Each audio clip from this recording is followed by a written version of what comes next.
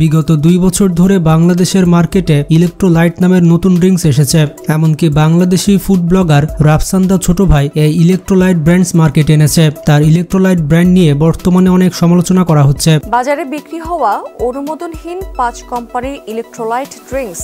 নাম তার electrolytes drinks, কিন্তু কার অনুমোদন এটি দেশে বিক্রি হচ্ছে? বাংলাদেশের মানুষ সফট ড্রিঙ্কস কিংবা এনার্জি ড্রিঙ্কসের সাথে পরিচিত, কিন্তু বাংলাদেশের বেশিরভাগ মানুষই ইলেকট্রোলাইট ড্রিঙ্কসের সাথে পরিচিত নয়। ফ্যাক্টরিতে এই ইলেকট্রোলাইট ড্রিঙ্কস এবং এনার্জি ড্রিঙ্কস কিভাবে তৈরি করা হয়, কেন এগুলো অন্য সকল ড্রিঙ্কস হতে আলাদা, আর এর ভেতরে কি এমন সিক্রেট মেশানো হয়, এই সব কিছু জানতে পারবেন আজকের এই ভিডিওতে। প্রথমে আমরা জেনে আসি এই ইলেকট্রোলাইট ড্রিঙ্কস আসলে কি।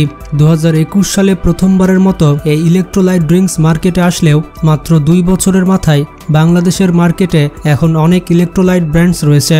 লোকাল কোম্পানিগুলো ছাড়াও ইউটিউবার রাফসান্দা ছোট ভাই তার ব্লু ইলেকট্রোলাইট ড্রিঙ্কস মার্কেটে এনেছে। ইলেকট্রোলাইট ড্রিঙ্কস বাংলাদেশের মার্কেটে একেবারেই যে নতুন বিষয়টি কিন্তু এমন নয়। বাংলাদেশের সুপার শপগুলোতে আগে থেকে গেটরেড কিংবা পাওয়ার রেডের মতো ইলেকট্রোলাইট ড্রিঙ্কস পাওয়া যেত। এই ড্রিঙ্কসগুলো মূলত ইম্পোর্ট করা হতো। এই ড্রিঙ্কসগুলোর কনজিউমার গ্রুপ ছিল দেশের বেশিরভাগ স্পোর্টসম্যানরা। এছাড়াও ছিল গুলশান বানানি এবং বাড়িধারার স্বাস্থ্য সচেতন মানুষেরা। হেভি ওয়ার্কআউট কিংবা প্র্যাকটিস শেষে বডিকে বুস্ট করতে কিংবা রিফ্রেশমেন্ট করতে স্পোর্টসম্যানরা এই ইলেকট্রোলাইট ড্রিঙ্কস কনজিউম করে। প্রায়শই ক্রিকেটার কিংবা ফুটবলারদের গেটরেড কিংবা পাওয়ার রেডের মতো ইলেকট্রোলাইট ড্রিঙ্কস পান করতে দেখা যায়। এমনকি বাংলাদেশ ক্রিকেটারদের ম্যাচ চলাকালীন কিংবা প্র্যাকটিসের সময় এই ড্রিঙ্কসগুলো খেতে দেখা গিয়েছে। তবে 2 বছর কিংবা 3 বছর আগে এগুলো ঢাকার বড় বড় মার্কেটের বাইরে অন্য কোনো জায়গায় তেমন পাওয়া যেত না। তাছাড়া বিদেশ থেকে যেহেতু ইম্পোর্ট করা লাগতো, তাই এগুলোর দামও অনেক বেশি ছিল, যার কারণে সাধারণ মানুষ এগুলো কিনতে পারতো না। আর এজন্যই মানুষের সাথে এই ড্রিঙ্কসের তেমন একটা পরিচিতি ছিল না। 2016 কিংবা 17 সালে বাংলাদেশে লঞ্চ করা হয়েছিল পোকারি সুইট, কিন্তু ড্রিঙ্কসের নাম অদ্ভুত হওয়ার কারণে বাংলাদেশের মানুষ এটিকে তেমন গ্রহণ করেনি। 2021 সালে এক প্রকার হুট করে বাজারে আসে SMC plus electrolyte drinks. SMC বাংলাদেশের সব থেকে জনপ্রিয় ওর স্যালাইনের জন্য। এই ওর স্যালাইন বাদেও এই কোম্পানিটি শরীরে এনার্জি প্রদানের জন্য মার্কেটে লঞ্চ করেছে বোল্ট। তো যাই হোক, 2021 সালে হঠাৎ করে এসএমসি মার্কেটে ইলেকট্রোলাইট ড্রিঙ্কস নিয়ে আসে। লেমন ফ্লেভার এবং অরেঞ্জ ফ্লেভারের সাথে কাস্টমাররা আগে থেকে পরিচিত ছিল।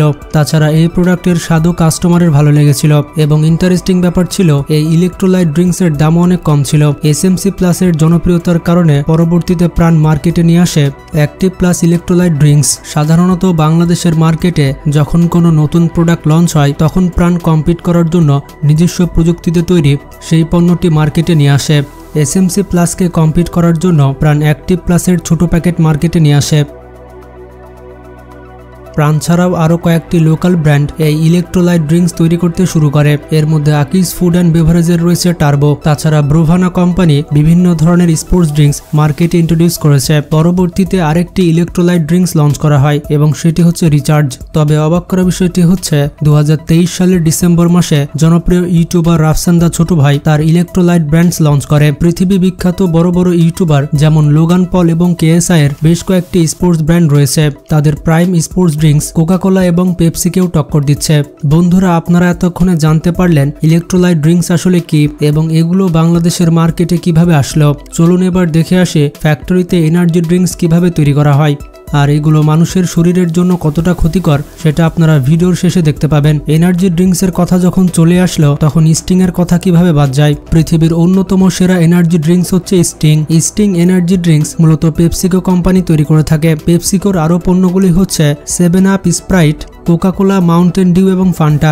স্টিং এনার্জি ড্রিঙ্কস প্রথমবারের মতো লঞ্চ করা হয় 2002 সালে ভিয়েতনামে। পরবর্তীতে পাকিস্তানে লঞ্চ করা হয় 2010 সালে। পাকিস্তানে এই ব্র্যান্ডের সফলতার জন্য কোম্পানিটি অনেক বড় ক্যাম্পেইন লঞ্চ করে। এমনকি সেখানে মানুষের জন্য স্টিং এনার্জি ড্রিঙ্কস ফ্রি করা হয়েছিল। সেই দিন পুরো পাকিস্তানের মানুষদের ফ্রিতে এই স্টিং খাওয়ানো হয়েছিল। আর কয়েক বছরের মধ্যে পুরো পাকিস্তানে কবজা জমিয়ে নেয় স্টিং। এরপর তারা স্টিং লঞ্চ করে ভারত এবং বাংলাদেশে। এই এনার্জি ড্রিঙ্কসগুলো ফ্যাক্টরিতে কিভাবে তৈরি করা হয়, এগুলোর মধ্যে আসলে কি মেশানো হয় যে মানুষ এগুলো খাওয়ার জন্য এত পাগল। এই এনার্জি ড্রিঙ্কস তৈরি করার জন্য সবার প্রথমে মিনারেল ওয়াটার নেওয়া হয়। তারপর এই মিনারেল ওয়াটারকে কার্বনেট করা হয়। এরপর চিনি দিয়ে এর একটি সিরাপ তৈরি করা হয়। এর মধ্যে মেশানো হয় সিট্রিক অ্যাসিড, ক্যাফিন এবং আর্টিফিশিয়াল ফ্লেভার। তাছাড়া এর মধ্যে ফুড কালার এবং পটাশিয়াম দেওয়া হয়।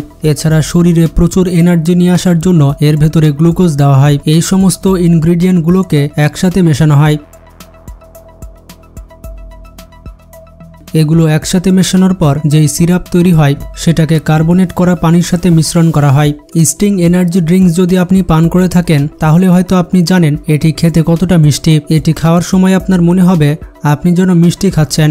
এই মিষ্টি স্বাদ আসলে গ্লুকোজের জন্য হয়ে থাকে। এই সমস্ত বিশাল বিশাল ট্যাঙ্কে কম্পিউটারের সাহায্যে অপারেট করা হয়। যখন এই সিরাপগুলো ভালো মতো মেশানো হয়ে যায় তখন এগুলোকে প্রেসারের সাথে ফিলিং করা হয়, আর এর জন্য এগুলোকে পাঠানো হয় ফিলিং মেশিনের কাছে। কিন্তু তার আগে এর কোয়ালিটি চেক করা হয়। অন্য ফ্যাক্টরিতে আলাদাভাবে অ্যালুমিনিয়াম ক্যান এবং বোতল তৈরি করা হয়, যেগুলোকে কনভেয়ার বেল্টের সাহায্যে ফিলিং মেশিনের কাছে পৌঁছানো হয়।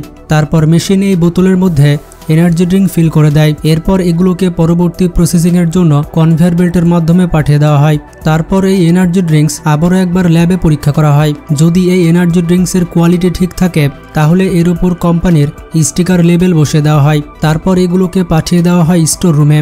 স্টোর রুম থেকে এগুলোকে পরবর্তী বিক্রয়ের জন্য পাঠানো হবে। এই এনার্জি ড্রিঙ্কসগুলো যদি আপনি প্রতিদিন পান করেন তাহলে আপনার শরীরে অনেক বড় ধরনের ক্ষতি হতে পারে। বন্ধুরা, এই এনার্জি ড্রিঙ্কস বানানোর জন্য এমন কিছু কেমিক্যাল ব্যবহার করা হয় যেগুলো আমাদের শরীরের জন্য অনেক ক্ষতিকর। এই ড্রিঙ্কসে রয়েছে অতিরিক্ত মাত্রায় ক্যাফেন, যেটি মানুষের শরীরের জন্য অত্যন্ত হানিকারক।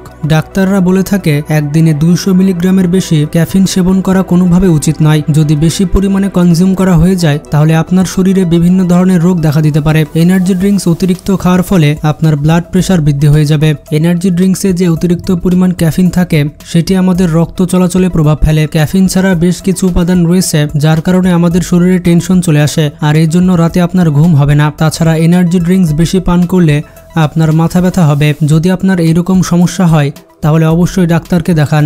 বন্ধুরা, এই ইলেকট্রোলাইট ড্রিঙ্কস এবং এনার্জি ড্রিঙ্কস কতটা ক্ষতিকর তা তো আপনারা দেখতেই পেলেন। ভিডিওটি বেশি বেশি শেয়ার করে আপনার বন্ধুদের জানিয়ে দিন। আর এরকমই ইন্টারেস্টিং সব ভিডিও পেতে আমাদের চ্যানেলটি সাবস্ক্রাইব করে পাশে থাকা বেল আইকনটি ক্লিক করে দিন। নিজে ভালো থাকবেন, অপরকে ভালো রাখবেন। Take care.